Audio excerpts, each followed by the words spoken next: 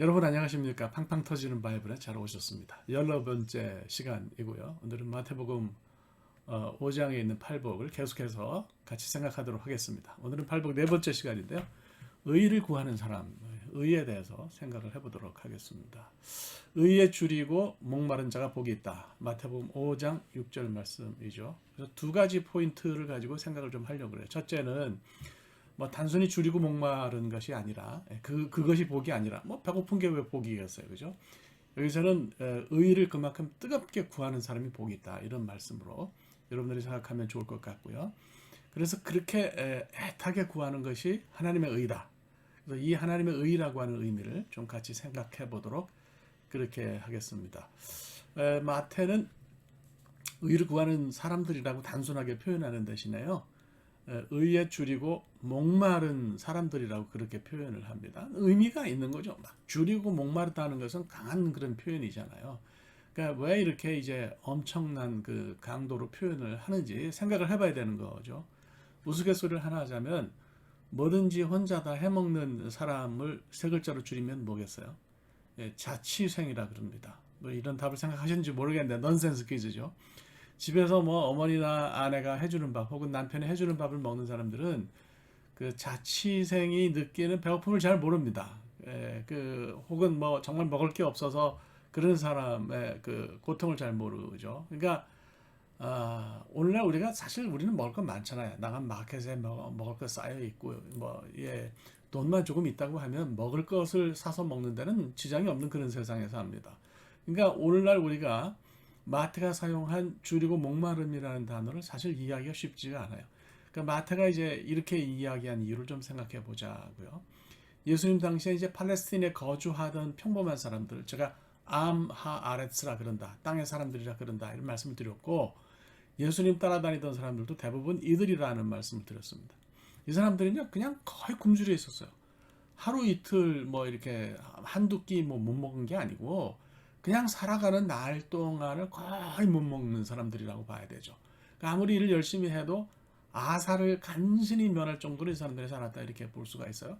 그러니까 이제 마태복음 4장에서 예수님이 공생 시작 전에 돌로 떡덩이 만들어 먹으라고 하는 그 마귀의 시험을 받았잖아요. 그러니까 그 예수님의 배고픔도 배고픔이지만 이제 그게 그 뒤에 서 있는 사람들의 배고픔을 생각하라고 하는 이제 그런 얘기잖아요. 예수님을 사회에 복지하는 사람 쪽으로 가게 해서 유명 스타를 만들어서 십자가로 못 가게 하려는 어떤 사탄의 시도였는데, 그건 제가 뭐 말씀을 드렸어요. 그죠? 그러니까 정말 이런 정도로 배가 고프다. 나 40일 굶었다. 그런 사람들이 느끼는 허기가 어떤 거겠어요? 저는 일주일 금식은 여러 번 했는데 40일은 뭐 금식해 본 적이 없어요. 일주일만 금식을 해도 굉장히 배가 고픕니다. 그렇죠? 그러니까 어떤 느낌이냐면 이렇게 계속 먹지 않으면 죽을 수도 있겠다고 생각하는 거죠. 실제로 그렇고요. 그래서 이 말의 뜻은 하나님의 의가 아니면 나는 죽을 수밖에 없다. 그러니까 생명과 죽음 그 경계에 서 있는 사람이 느끼는 배고픔 이런 것을 의에 줄이고 목마른 사람들로 그렇게 마태가 이야기를 하는 거죠. 그러니까 목마른 것도 마찬가지예요. 이제 이스라엘에 가 계시는 선교사님들이 여러분 있으신데요. 그분들이 하는 그 체험 중에 광야 체험이 있어요. 제가 볼 때 예루살렘 다녀봤는데 함부로 짝퉁이라고 말할 수는 없지만 너무 좀 인위적으로 예수님의 흔적을 만들어 놨어요. 그래서 오히려 고민이 좀 깊어졌는데요. 광야를 한번 다녀보고 나선 생각이 많이 달라졌어요. 여러분도 이제 이스라엘에 가시게 되면 광야에 깊숙이 들어가서 더위와 모래바람을 경험하면 거기서 목마름이 어떤 것인지 느낄 수 있는 거죠.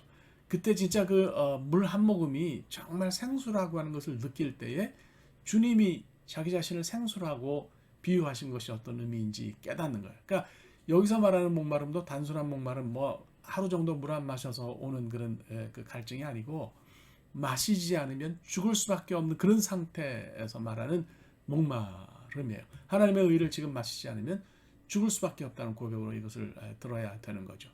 그러면 이제 여기서 말하는 하나님의 의는 뭐겠어요? 좀 복잡하지만 팔복의 구조를 제가 두 가지로 설명을 드릴 텐데요.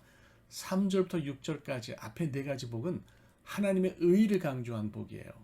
하나님이 주시는 복의 방점이 찍혀 있어요. 7절부터 10절까지 나머지 네 개는요. 우리가 행함으로써 얻는 복이에요.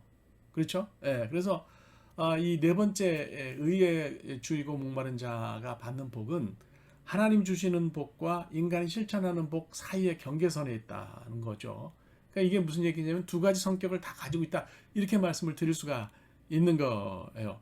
하나님의 의가 우리에게 복이고 또 그 의의 말씀을 실천하면서 사는 사람이 복이 있다, 이렇게 생각하시면 좋아요. 그래서 이 두 부분을 잇는 일종의 링크, 고리 같은 역할을 한다, 경첩 같은 역할을 한다, 이렇게 생각하시면 좋습니다.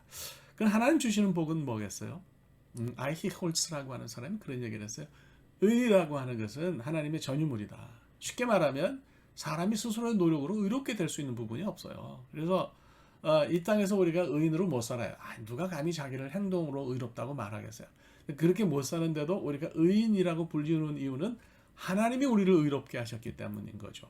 그래서 우리는 의롭게 되는데 줄이고 목말라 있어요. 하나님이 그냥 우리를 내버려 두시면 우리는 굶어서 죽을 수밖에 없는데 그런 우리를 하나님이 배부르게 하시는 거죠. 그죠? 우리가 배부르게 될 것이라는 것도 divine passive예요. 그러니까 하나님이 그렇게 하시는 거예요. 하나님이 우리의 굶주림을 채워주셔서 살려주실 것이다 라고 하는 의미가 거기 있는 거죠. 그래서 의가 하나님 선물인 거예요. 우리가 의롭지 않은데도 우리를 선택하시고 의롭다고 여겨주시는 은혜가 바로 오늘 본문에서 마태가 말하는 배부름입니다. 그래서 우리가 배부를 거라고 하는 것은 하나님이 의로 우리를 채워주신다고 하는 그런 의미가 있는 거죠. 동시에 이제 말씀드린 것처럼 실천적인 면도 여기에는 있어요. 그러니까 우리가 의로움을 입었으니까 의롭게 살아야 된다, 그런 얘기예요. 그러니까 의롭게 삶으로서 그렇게 노력하고 삶으로서 거룩함을 얻는 게 아니고 우리가 의롭기 때문에 이제 거룩하게 산다, 이렇게 생각할 수 있는 거죠. 근데 뭐 아시다시피 중요한 거는 주님이 혹은 마태가 우리의 행동을 완벽함으로 주문하는 것은 아니라는 거죠. 뭐 우리가 때때로 실패하고 넘어지고 실수해요. 그렇게 살아도 의를 행하려는 간절한 마음과 소원을 가지고 있으면 그것으로 충분하다는 얘기죠. 사도 바울이 한 얘기하고 비슷해요. 그러니까 죄인으로 있으면서 사탄의 소유로 있으면서 그 죄를 짓는 것과 하나님의 자녀로 완전히 신분이 변한 상태에서 어쩔 수 없이 실수해서 가끔 죄를 짓는 것은 차이가 있다. 그러니까 이거 우리가 잘 생각해야 되는 거죠. 완벽히 의를 행할 수는 없지만 그것을 행하려고 하는 마음의 자세가 있는 사람이 의를 행하는 사람이다, 이렇게 우리가 생각을 할 수가 있는 거죠. 그래서 이제 마태는 의를 행하는 것을 구약하고 연결해서 찾으려고 하는 거예요. 구약에서 의를 행한다고 하는 것은 뭐예요? 뭐 도사처럼 산다는 것이 아니고 하나님의 말씀을 순종하고 실천하는 것, 토라 observance를 뜻한다, 이렇게 생각할 수가 있는 거죠. 그러니까 뭐 내가 생각하고 내가 뭐 내 철학이나 이런 것을 실천하라는 게 아니고 하나님 말씀 실천하라고 하는 그런 뜻이에요. 회사에서 상사가 부하 직원한테 그래서 명석한 거하고 지혜 차이를 하냐? 부하 직원이 모른다 그러니까 명석은 상사의 잘못한 것을 찾아내는 것이고 지혜는 그것에 대해서 입을 다무는 거다, 이런 얘기를 했다 그럽니다. 내가 생각하는 것이 항상 올바르지 않을 수도 있어요. 그렇다면 뭐 상사의 말은 올바르겠습니까? 상사는 저런 얘기하는 거는 또 사실 다른 의도가 있다고 보는 거죠. 이런 올바름의 기준이라고 하는 것은 사람의 생각과 말에 있지 않고요, 하나님 말씀에 있다고 생각합니다. 그죠? 옛날에 그 사오정 영어 그런 거 많이 유행했어요. I like Hong Kong. 요새 홍콩이 난리가 났는데, I like Hong Kong 그러면 나는 붉은 콩을 좋아한다, 뭐 이런 뜻이고요. See you again 그러면 두고 보자, 그런 뜻이고, Yes I can 그러면 그래 나는 깡통이다, 뭐 내 해석이 중요한 건 아닌 것 같아요. 그냥 이런 뜻이라고 생각하는 것뿐이지 사람의 해석이 어떻게 절대적이겠습니까? 중요한 것은 말씀이 이야기를 하면 그걸 그냥 듣는 거죠. 그죠? 그대로 들을 생각을 해야 되는 거예요. 내 입맛대로 생각하면 잘못 가기 쉬워요. 갈라디아서 2장 20절에 내가 그리스도와 함께 십자가에 못 박혔나니 그런즉 이제는 내가 사는 것이 아니요 오직 내 안에 그리스도께서 사시는 것이라 그랬어요.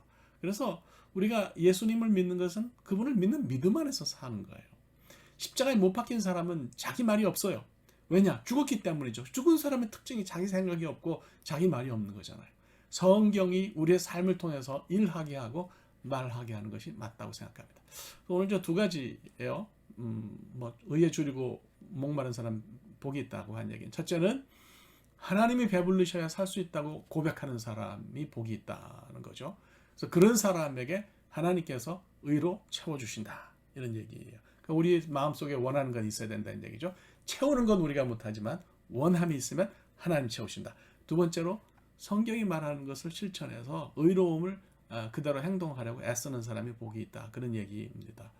오늘 한번 우리 간절하게 다시 하나님이 주시는 그런 복을 은혜를 구하고 간구합시다. 하나님이 채워주실 거라고 믿습니다. 오늘 여기까지 하겠습니다. 감사합니다.